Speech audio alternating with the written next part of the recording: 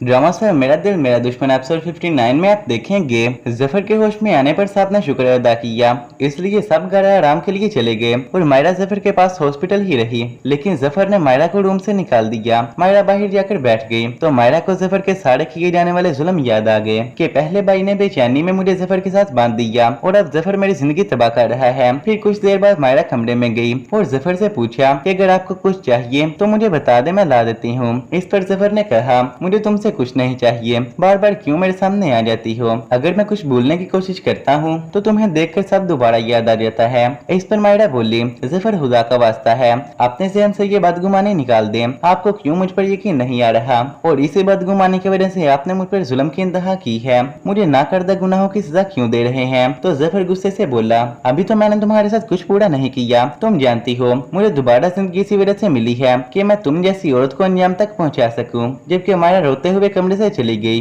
इसके बाद मायरा घर आई तो किचन में खाना बनाते वक्त अचानक से उसका हाथ जल गया। मायरा दर्द की वजह से चिल्लाई, जबकि पास से गुजरते हुए शाहमीर ने जल्दी से जाकर मायरा का हाथ पकड़ लिया और हाथ पर पानी डाला, मेडिसिन लाकर ले गई। जबकि मायरा ने कहा, शाहमीर मेरी फिक्र करने की जरूरत नहीं, मैं अब ठीक हूँ। अपने और मेरे रिश्ते का आप मजीद तमाशा ना बनाओ। तो फ्रेंड्स, अगर आप हमारे चैनल पर नए हैं तो काइंडली चैनल को सब्सक्राइब कीजिए। मजीद आप देखेंगे कि शाहीना जफर की इयादत के लिए गई तो जफर ने शाहीना से कहा कि चली जाओ यहाँ से, तुम लोगों ने मेरे साथ धोखा किया और इसी वजह से आज मैं ऐसी हालत में हूँ। जबकि शाहीना ने मायरा से अपनी तमाम गलतियों की माफी मांगी। शाहमीर ने कुछ दिन पहले ही अली को एक लड़की के साथ देखा था और इनकी बातें सुनकर पता चला अली उस लड़की से दूसरी शादी कर रहा है, इसलिए जितनी जल्दी हो सके तुम्हें इस रिश्ते को खत्म करना होगा। फिर एक दिन एमन मार्केट गई तो वहाँ अली ने एमन को देखकर रोकने की कोशिश की। एक दफा मेरी बात सुन लो एमन, तुम जो मेरे बारे में सोच रही हो ऐसा कुछ नहीं। इस पर एमन, अली मैं तुम्हारे बारे में सब अच्छी तरह जान गई हूँ, इसलिए मेरा पीछा छोड़ दो, मैं अब तुम्हारी कोई बात नहीं मानूंगी।